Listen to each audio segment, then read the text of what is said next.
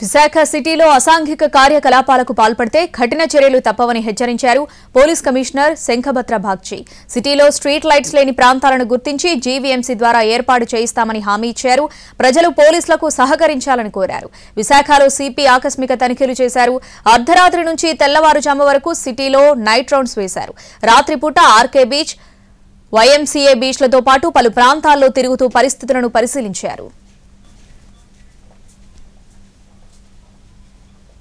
నగరంలో రాత్రిపూట ప్రజలు హాయిగా నిద్రపోవాలంటే పోలీసులు కష్టపడి పనిచేస్తేనే అది సాధ్యమవుతుంది.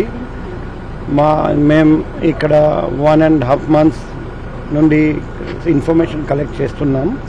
మన నగరంలో ప్రతి పోలీస్ స్టేషన్లో ఎక్కడెక్కడ రాత్రిపూట అసాంఘిక కార్యకలాపాలు జరుగుతున్నాయని మాకు ఇన్ఫర్మేషన్ వస్తుంది.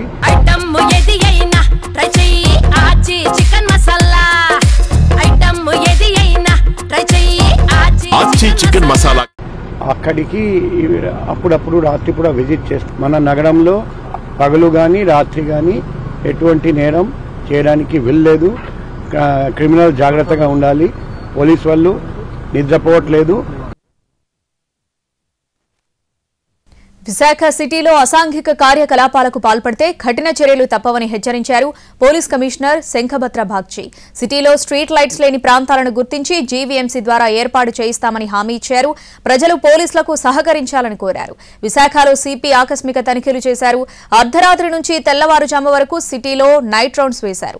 రాత్రిపూట ఆర్కే బీచ్, వైఎంసీఏ బీచ్లతో పాటు పలు ప్రాంతాల్లో తిరుగుతూ పరిస్థితులను పరిశీలించారు. నగరంలో రాత్రిపూట ప్రజలు హాయిగా నిద్రపోవాలంటే పోలీసులు కష్టపడి పనిచేస్తేనే అది సాధ్యమవుతుంది.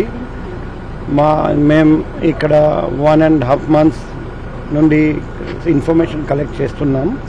మన నగరంలో ప్రతి పోలీస్ స్టేషన్లో ఎక్కడెక్కడ రాత్రిపూట అసాంఘిక కార్యకలాపాలు జరుగుతున్నాయని మాకు ఇన్ఫర్మేషన్ వస్తుంది. అక్కడికి అప్పుడప్పుడు రాత్రిపూట విజిట్ చేస్తాం. మన నగరంలో పగలు కానీ రాత్రి కానీ ఎటువంటి నేరం చేయడానికి వీల్లేదు. క్రిమినల్ జాగ్రత్తగా ఉండాలి. పోలీసు వాళ్ళు నిద్రపోవట్లేదు.